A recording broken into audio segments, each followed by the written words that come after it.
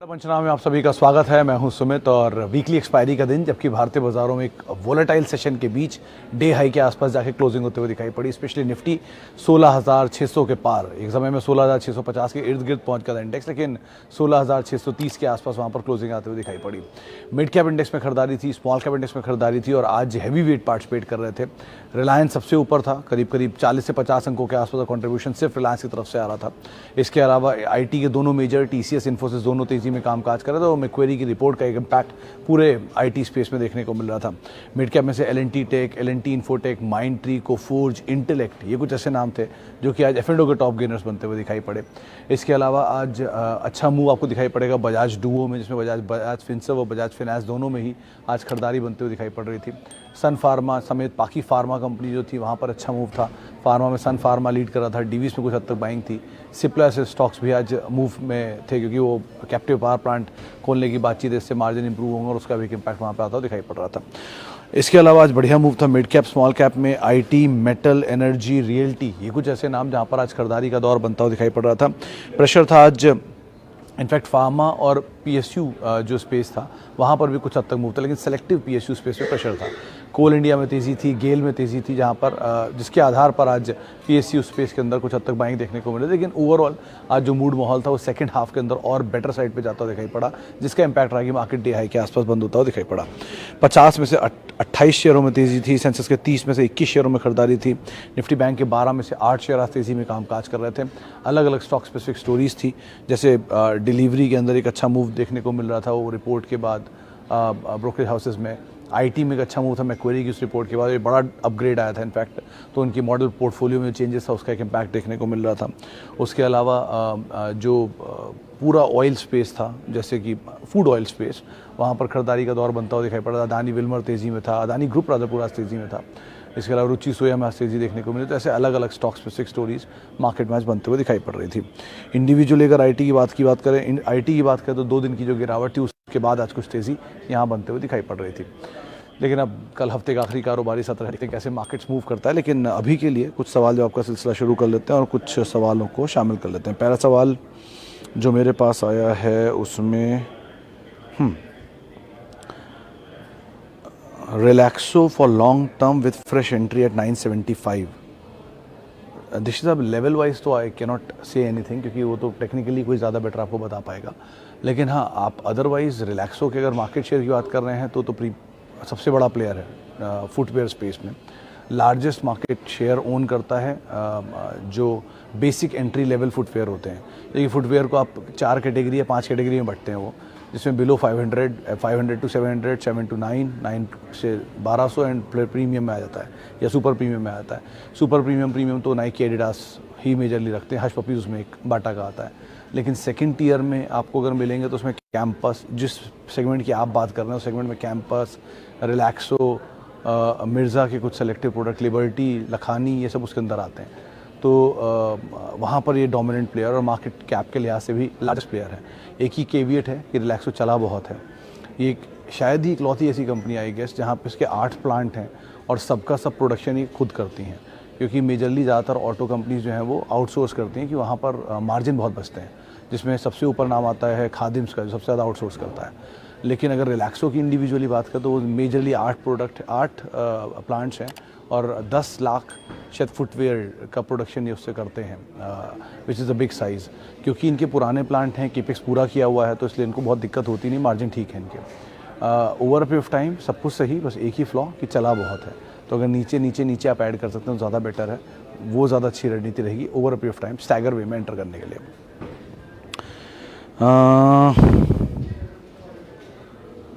अच्छा, धनंजय कुमार साहब, पहले तो बहुत बहुत शुक्रिया। और आपका where market will go from here sir. Dhananjay साहब, मार्केट कहाँ जाएगा? देखिए, नियर टर्म में तो वोलेटाइल रह सकता है, रेंज बाउंड भी रह सकता है, लेकिन ओवर पीरियड ऑफ टाइम तो बाजार तेज़ी रहता है, ऑब्वियसली बात है। उसकी वजह भी है कि इंडिविजुअल जो अर्निंग होती हैं कंपनीज़ की वो बढ़ती हैं। कंपनीज़ की अर्निंग बढ़ेगी तो निफ्टी का ईपीएस बढ़ेगा, निफ्टी का ईपीएस बढ़ेगा तो आज का पी भी अगर निफ्टी को मिलता है तो वो ईपीएस के हिसाब से एडजस्ट होकर एक लेवल पर पहुँच जाएगा। मिसाल के तौर पे गुड टाइम्स में हमने 38-42 के पीस तक देखे हैं निफ्टी के, वापस बैड टाइम में आते आते वो 28 और 22-23 की रेंज में आ जाते हैं।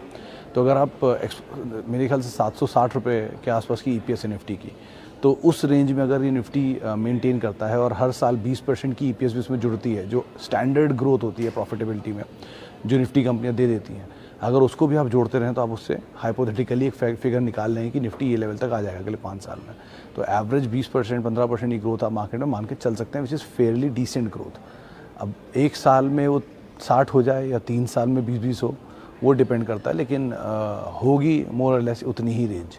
तो आप उस हिसाब से मान के चलिए। मैक्रो ट्रिगर्स फेरबदल होते रहते हैं और उसी के अकॉर्डिंग माइक्रो भी एडजस्ट होता रहता है। बढ़िया कंपनी SIP वे, हाल के फॉल का फ़ायदा और रिवॉर्ड आपके सामने आज ही आ गया होगा जो IT में आज हुआ। तो इस तरह की चीज़ें आप मान के चलिए मार्केट में, और जिस स्टोरी पे आप काम कर रहे थे जिसकी ग्रोथ को देख के, उसी स्टोरी पे फोकस करिए, वो ज़्यादा बेटर एवेन्यू बनेगा। जुबिलेंट फूड के केस में संकर्षण साहब, देव साहब, रिसेंटली बड़ा मूव, वो नंबर्स अच्छे आए। जो पहले कंसर्न थे कि नंबर ख़राब होंगे, गाइडेंस नहीं देंगे, मैनेजमेंट बदलाव हो गया, वो तीनों को एड्रेस किया और शेयर ने एक ही दिन में रिएक्शन दे दिया 10% का, और 5% का ऑलरेडी एक मूव आ चुका था, तो 15% 2 दिन में वो चल भी गया। अब उसका थोड़ा सा ईज आउट ज़रूर हुआ है, लेकिन पुरानी कहानी है इसमें, ये ऐसे ही चलता है हमेशा, बहुत ही वोलेटाइल रहता है, बहुत ही बार टूटा है, बहुत ही बार बुरा दौर देखा और फिर घूम घाम के वहीं आ जाता है। तो कंपनी ठीक है, 72% मार्केट शेयर है, डोमिनेंट है भी प्लेस के अंदर अपने, और फॉर्मली डोमिनेंट है। प्लस भारतीय ग्रुप की कंपनी है, कैश भी ठीक ठाक फ्लो जनरेट करती है, डेट है माइनर, लेकिन ठीक है। इनपुट कॉस्ट का इम्पैक्ट था वो क्वार्टर में, उन्होंने पास ऑन भी किया है। तो ये सब चीज़ें रहेंगी, लेकिन ओवर पीरियड ऑफ टाइम अच्छी कंपनी। हैप्पीएस्ट माइंड के केस में बहुत भागा हुआ था, 150 के मल्टीपल पे लास्ट मैंने जो देखा था वो था, बस वही एक प्रॉब्लम है उसमें। लेकिन अगर over a period of time वो इसी रेंज में खड़ा रहता है, से 900 रुपये, 800 रुपये, 700 रुपये की रेंज में रहता है, और 700 से 1100 की रेंज के बीच में ही इसकी अर्निंग्स बढ़ती रहती हैं, तो PE अपने आप नीचे आ जाएगा। तो आप इसको वैसे देख सकते हैं कि एक तरफ या तो भाव बढ़े या भाव नीचे आए तो PE एडजस्ट होता है, या दूसरी तरफ भाव वहीं खड़ा रहे, अर्निंग बढ़ती चली जाए तो PE वैसे एडजस्ट कर देगा। तो इन दोनों में से दूसरे सिनेरियो में ज़्यादा दिख रहा है। तो इसलिए कंपनी में प्रॉब्लम नहीं है, ग्रुप में प्रॉब्लम नहीं है, मैनेजमेंट अच्छा है, लेकिन over a period of time situation earning की कितनी इसको सस्ता करती है, वो पार्ट है, इसको आप नज़र रखिए। या तो शेयर नीचे आ जाए या अर्निंग ऊपर चली जाए, इन दोनों में से जो भी केविएट बनेगा उसके हिसाब से फेयरली प्राइस हो जाएगा। तो आप वैसे इसको देख सकते हैं, दोनों कंपनियों को चुनाव, लेकिन ठीक है, SIP way is the best way.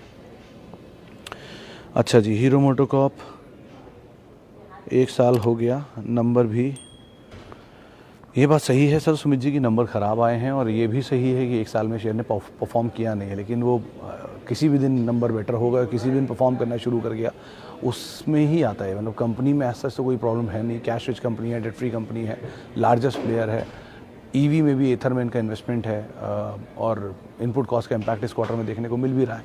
तो ये सब चीज़ें तो रही हैं इनके लिए हेडविंड, लेकिन अदरवाइज़ आप स्पेस दीजिए, टाइम दीजिए, शायद 1-2 साल में परफॉर्म कर जाए। कंपनी क्वालिटी वाइज प्रॉब्लम नहीं है, लेकिन परफॉर्मेंस वाइज प्रॉब्लम भी चल रही है। तो डिविडेंड तो आपको मिल ही रहा है तब तक ना, डिविडेंड को आप एटलीस्ट होल्ड कर सकते हो, और नीचे नीचे थोड़ा थोड़ा ऐड कर सकते हैं आपके एवरेज को ईज आउट करने के लिए। एटलीस्ट बाकी लॉस मेकिंग कंपनी से तो ये कहीं ज़्यादा बेटर प्रॉफिट मेकिंग जाइंट है। तो अगर आप उस तरह की कंपनी में निवेश करने के लिए तैयार हैं सालों के लिए, तो उससे तो बेटर ही दिख रहा है आपको ये। वो बात अलग है कि स्टॉक की परफॉर्मेंस अभी पिछले कुछ समय में चली नहीं है, इसलिए थोड़ा ट्रस्ट टूट रहा है लोगों का, लेकिन अदरवाइज कंपनी में कोई प्रॉब्लम है नहीं। अच्छा जी, शिवम साहब, why DMart is not in F&O, without F&O it will not add in Nifty 50। Sir ये एक क्लासिक एग्जाम्पल है कि वो F&O में क्यों नहीं है। जितने भी नॉर्म्स होते हैं, चाहे वो फ्री फ्लोट का हो, मार्केट कैप का हो, प्रॉफिटेबिलिटी का हो, उसकी IVs का हो, इन सबको उसने उस तरह से मैनेज्ड स्टॉक के साथ कि अभी तक नहीं आ पा रहा है F&O में। अब वो सिचुएशन है या सिनेरियो है जिसकी वजह से नहीं आ रहा है, लेकिन F&O में नहीं है। तो जब तो F&O में नहीं है, ऑब्वियसली बात है इंडेक्स में भी नहीं आएगा। तो ये एक्सचेंज की कॉल है कि उन्होंने क्यों नहीं इसमें डाला, और over period of time situations के हिसाब से देखा जाएगा। अगर आ जाता है तो बहुत अच्छी बात है, लेकिन फ्री फ्लोट मार्केट में इतना है नहीं, तो चांसेस आप थिनली लो। लेकिन गोइंग फॉरवर्ड देखते हैं। ऐसे ही अदानी ग्रीन भी है सर, यही नहीं अकेला, ऐसे बहुत सारे नाम है जो कि F&O में नहीं आ पा रहे हैं और नहीं आ रहे हैं। तो देखते हैं, और मतलब ऐसे बहुत सारे नाम है जिनको नहीं होना चाहिए था, वो भी F&O में। तो जैसे डेल्टा कॉर्प हुआ, सिटी यूनियन बैंक हुआ, इनकी इक्विटी फ्लोट्स कंपनियां बहुत छोटी छोटी हैं मार्केट कैप में, लेकिन फिर भी निफ्टी में, मतलब फिर भी F&O में। सो ये थोड़ा सा डिबेटेबल टॉपिक है, तो इसके बारे में इस प्लेटफॉर्म पर एटलीस्ट मैं कुछ नहीं बोल पाऊँगा। ओके,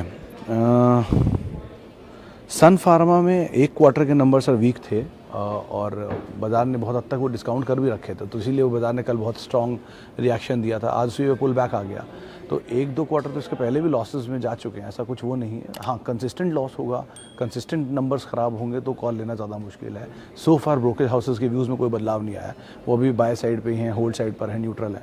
तो उस हिसाब से तो आप एटलीस्ट बने ही रह सकते हैं। अभी भी देश की सबसे बड़ी फार्मा कंपनी है, एक आध क्वार्टर ऊपर नीचे चलता है, लेकिन वेट एंड वॉच ज़्यादा बेटर मोड रहेगा इसके अंदर। ओके,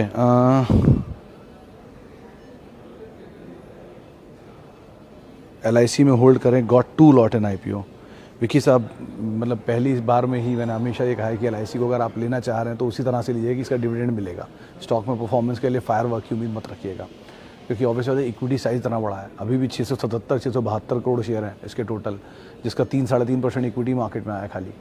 तो इस तरह की इक्विटी साइज़ के साथ कोई कंपनी आ रही है तो उसका चलना इतना आसान होता नहीं है with that profitability, with that EPS।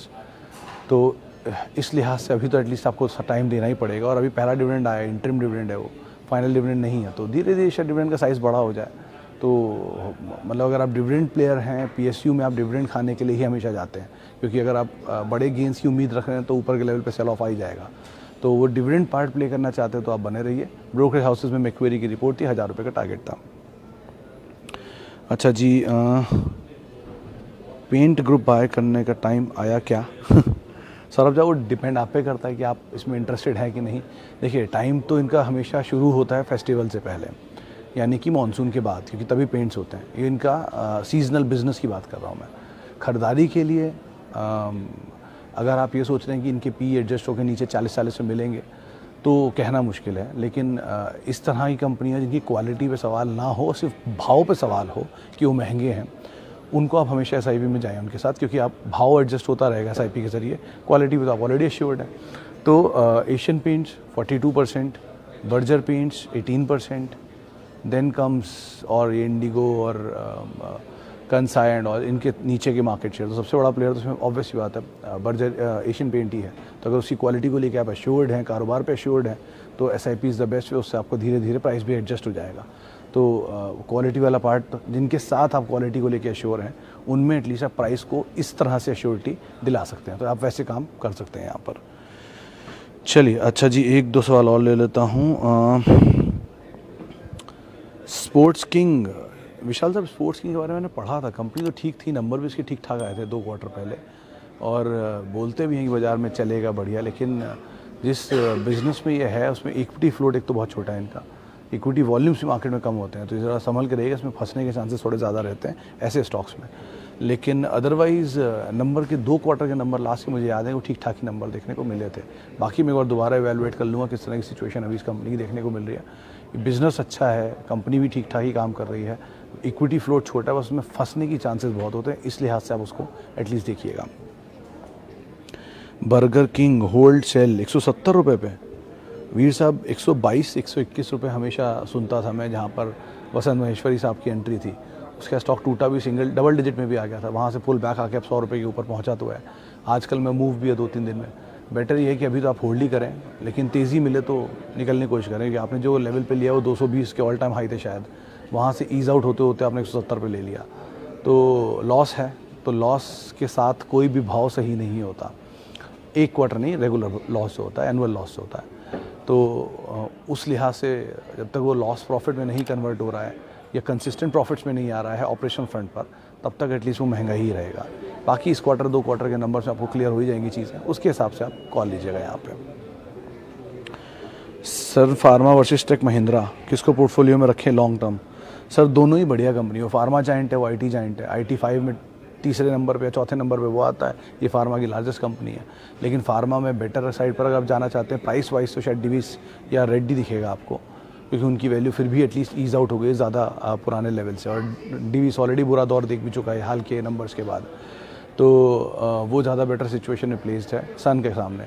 और टेक महिंद्रा के केस में TCS ज़्यादा बेटर प्लेस्ड है, क्योंकि वो भी अपने हायर लेवल से काफ़ी ईज आउट हो चुका है, IT जाइंट भी है।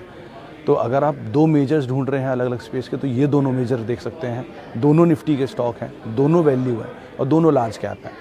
यहाँ पर भी दोनों लार्ज कैप ही आपने चुना, लेकिन कंसर्न्स अभी ख़त्म नहीं हुए हैं इनके हो चुके हैं कुछ हद तक, तो इसमें बहुत कुछ है नहीं खोने के लिए। आप ऑब्वियसली वही शेयर पहले उठाओगे ना जो ज़मीन पर पड़ा है, क्योंकि इसका खोने के लिए बहुत कुछ नहीं है। तो ये दोनों ज़्यादा बेटर सिचुएशन में एटलीस्ट आपको दिखाई पड़ेंगे। नायका आफ्टर रिजल्ट, मलिक साहब नहीं, मतलब मुझे तो प्रॉफिट जब तक नहीं दिखेगा बड़ा, मेरे लिए ये सही कंपनी मुझे नहीं लगती। ब्रोकरेज हाउसेस के हालांकि 1400, 1500, 1800 के टारगेट्स भी हैं, आप उसके हिसाब से अपनी रणनीति बना सकते हैं। ओके, चलिए फिलहाल अब इतने ही सवालों को मैं शामिल करूंगा। बहुत सारे लोगों से माफ़ी, 2-3 दिन से बात नहीं हुई, और बहुत बहुत शुक्रिया उन सभी लोगों का जिन्होंने हमसे आज बात की, हमसे सवाल पूछे। आपसे अब कल मुलाकात होगी शुक्रवार के दिन, हफ्ते के आखिरी कारोबारी सत्र में। तब तक के लिए बाज़ार थोड़ा सा वॉलेटाइल है, लेकिन बाय सब पॉजिटिव है, तो उस हिसाब से आप अपनी रणनीति बना सकते हैं।